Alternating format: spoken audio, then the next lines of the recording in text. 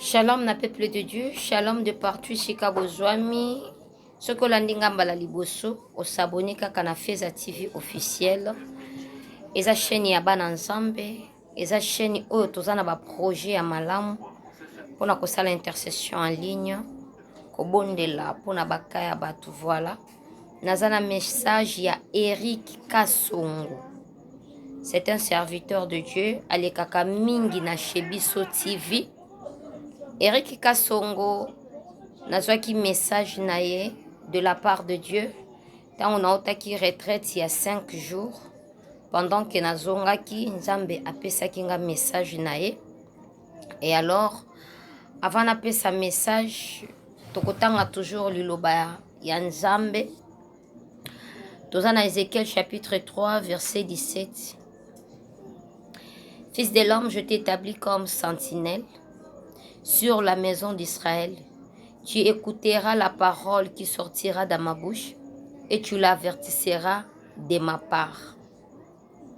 Quand je dirai au méchant, tu mourras, si tu ne l'avertisses pas, si tu ne parles pas pour détourner le chemin, les méchants de sa mauvaise voie et pour lui sauver la vie, ce méchant mourra dans son iniquité et je te demanderai son sang. Mais si tu avertis le méchant et qu'il ne se détourne pas de sa méchanceté et de sa mauvaise voie,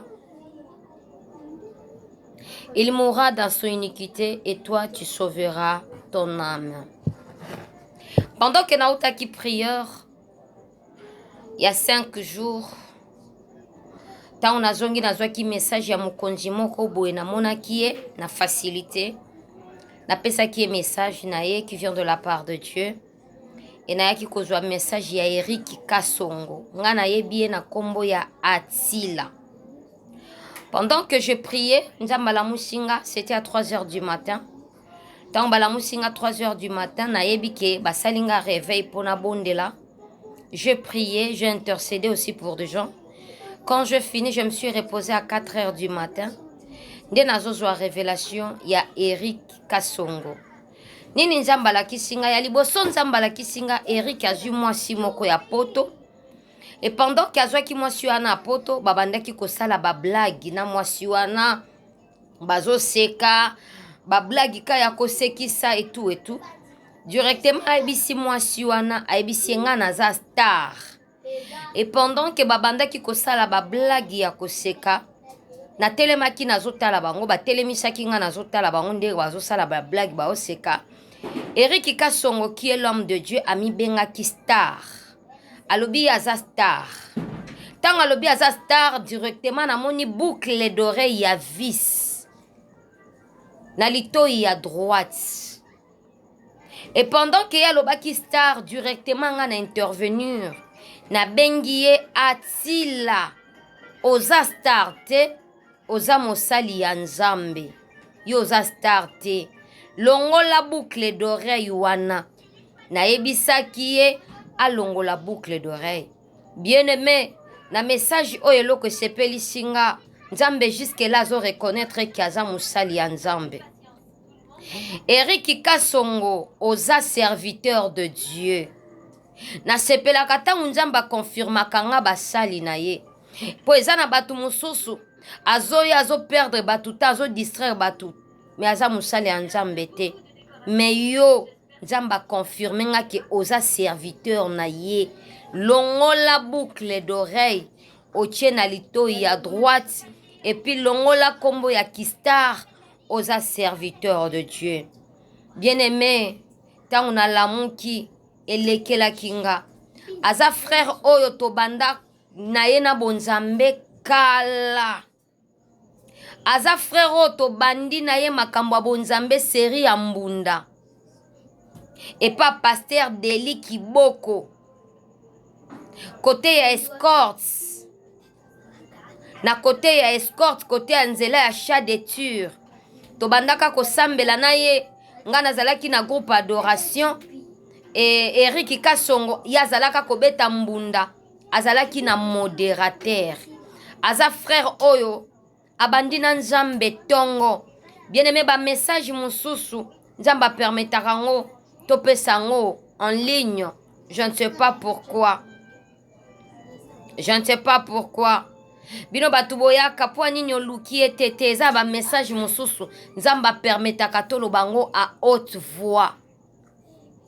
Eric Kasongo Atila oza serviteur de Dieu oza star te. Na monyo na boucle d'oreille ya vis. O batobolelaka bana matoi se babotami na litoi ya droite. Et na kati ya vision nazo interpellé yo olongola boucle d'oreille. Jusque là nzamba zo reconnaître yo comme musali na ye. Alors il faut qu'on se dépouille. Na babiloko mususu. Na bamaloba mususu.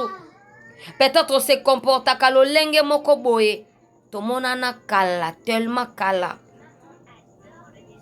Alors nzambe alingi comportement wana te omi benga star.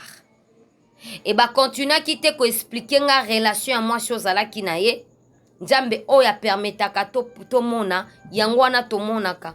Oya permetaka to ya kopesa comme message yango wana topesaka tolongolaka te tobakisaka ainsi dit l'Éternel te.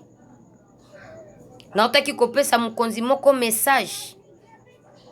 Aibisinga mama ainsi dit balongolaka te pe babakisaka te. Nakumisaki nzambe po batu musu bazaka so baza bakonzi bamimoni bango bakangi mapata na mabele, mais l'humilité m'a frappé. Eric Atila, moi je t'appelais Atila na kati ya vision. Pendant que nzamba ola kisanga yo na je t'appelais toujours Atila. Donc nzamba yebi yo na kombo na yo. Longola boucle d'oreille. Na mona ki ozui relation ya mwasi ya poto. Et mwasi wana bozala ki vraiment koseka na bolingo. Bozala ki même moral. Bien-aimé, mutu na mutu azala na poste na ye ya musala. Salela nzambe comme il faut pour ozala sauver. Parce que bientôt, bazo libérer ange ya châtiment. Oya ko beta ba faux serviteur. Nzamba lingi komi benga star te. Oza star te. Oza serviteur de Dieu. Oza musali ya nzambe. Et puis oza mwana nzambe. Na sepelaka tango nzamba confirmaka nga batu mususu. Eza lokwa mukomusu nzamba confirmanga Roger Baka. Bazo ebisanga ke Roger Baka azalaka mwana nzambe. Depuis na bandaki koluka ye na pese message nazo zwate.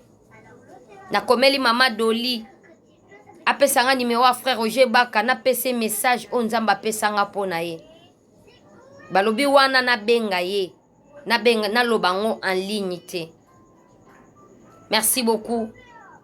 Nzamba pambola yo. Na mutu nyonso ako partager vidéo oyo et comme là l'homme de Dieu Eric Atila. Nzamba ko pambola yo. Tikete nzamba alongisa ye. Mon frère na bitumba ya butu pe na moi nzamba alongisa yo Atila Eric Kasongo. Nzambe abundela o esiko zokoka te. Nzambe akoisela yo oyo nyonso ekotelema comme obstacle ya koratise yo paradis pe médaille ya mérite ya musala ya Nzambe. Abonnez-vous massivement et que mon Dieu vous bénisse.